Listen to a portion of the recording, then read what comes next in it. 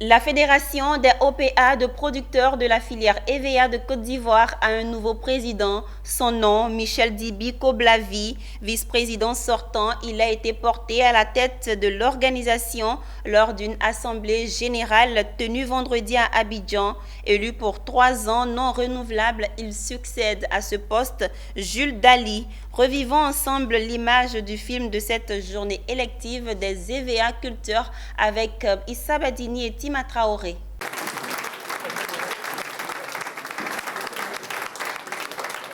C'est l'achèvement de tout un parcours. Vous savez, depuis 2017, nous avons été cooptés pour être président de l'OFICI, qui est une OPA pour les gros planteurs. Et j'ai encore en mémoire quand certaines personnes sont venues me trouver et me dire « on veut que tu sois le président d'OFICI ». Koblavi Dibi Michel, élu président du conseil d'administration de la Fédération des organisations professionnelles agricoles, des producteurs de la filière EVA de Côte d'Ivoire, à l'unanimité des 22 membres du conseil d'administration et la clameur d'une salle acquise à sa cause. Un nouveau président, ancien premier vice-président, qui sera secondé par son désormais ancien président. Un jeu de 16 musical où le numéro 2 sortant devient le numéro 1 entrant et le numéro 1 sortant devient le numéro 2 entrant.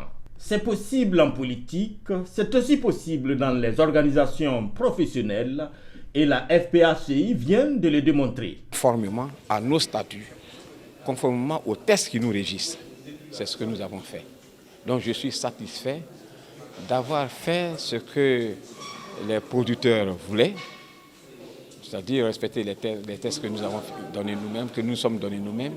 Et c'est ce qui a permis au président Koblavi d'arriver. Koblavi, on a travaillé ensemble, c'est un monsieur extraordinaire. Et je sais qu'il fera beaucoup plus que ce que moi j'ai fait. Le nouveau président, c'est tambour battant qu'il veut entamer son mandat et il a déjà ciblé ses priorités. Poursuivre l'opération implanter un titre foncier, mais pas que. La deuxième vision que j'ai, vous savez, il y a un déficit de seigneurs en Côte d'Ivoire. Il y a plus de 50 000 seigneurs qui manquent en Côte d'Ivoire. Et souvent les gens viennent, 2-3 mois, ils s'en vont. Je vais proposer qu'on crée des écoles de seigneurs dans les 18 zones véhicules de Côte d'Ivoire pour former minimum 1000 seigneurs par zone sur 2-3 ans. Et aller au-delà de la formation parce qu'un seigneur, c'est un travailleur. Nos seigneurs qu'on a, ils ne sont pas déclarés à la CNPS. Il faut féliciter le président sortant parce qu'aujourd'hui, ce n'est pas parce qu'on est en milieu rural ou bien on travaille dans le secteur agricole, mais il faut retenir que l'élément fondamental, c'est la redevabilité. Rendre compte, en effet, l'élection du président a été précédée d'une assemblée générale ordinaire qui a permis au bureau sortant de vider ses tiroirs permettant d'observer un résultat net positif d'un peu plus de 92 millions de francs CFA. Dans la foulée, le budget 2022 de 2 872 918 660 francs CFA a été adopté. Michel Koblavi a 3 ans, pas plus, comme l'indiquent les textes de l'organisation pour mettre en pratique ces 3 chantiers.